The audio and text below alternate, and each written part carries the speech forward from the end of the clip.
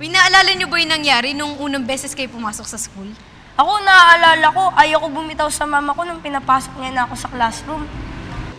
Nung nag-aral pa lang ako sa daycare, ayaw ko pumasok sa gate kapag di ko kasama si mama. Marami nga pong mga bata umiiyak. Ako lang po hindi umiyak kasi po may laruan akong dala. Alam niyo, kids, marami nga ganyan. Kasi natatakot sila na iwan sila ng kanilang mga magulang. Lalo na bago sa kanila yung kanilang gagawin. Pansinin ninyo, merong waiting area doon sa harap ng room ng daycare at kindergarten. At nandun lang po yung mga nanay, ate, pati yaya at naghihintay po sila ng 2 oras hanggang matapos ang klase ng mga bata. Oo, at tumatagal nga yung sitwasyon na yan ng ilang linggo hanggang masanay yung bata na hindi nakasama yung kanilang guardian sa loob ng school. Napapansin ko nga po, Kuya Eric, na kapag po yung bata, nakita po niya yung nanay niya na wala na po sa labas, mas lalo po itong umiiyak at gusto niya pong lumabas sa classroom. Ang tawag dyan ay separation anxiety disorder. May ilang mga bata nga na may ganyang kaso. Ayaw kasi nilang o natatakot silang magpaalam yung kanilang mga kasama.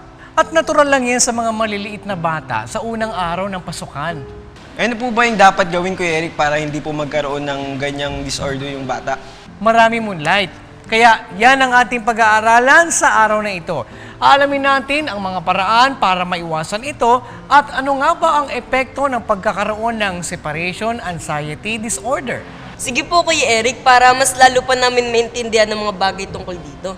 Alam nyo kids, tulad ng lagi nating pinag-aaralan, magandang bata pa lang ay matutuhan ninyo yung mga bagay na dapat nating gawin. Tulad ng sinasabi sa Aklat ng Kawikaan sa 22 at 6. Turuan mo ang bata sa daan na dapat niyang lakaran. At pagka tumandaman siya, ay hindi niya hihiwalayan. Kaya habang bata pa lang, tandaan ninyo yung mga itinuturo sa inyo, okay? Opo, Kuya Eric! At yan ang ating verse of the day.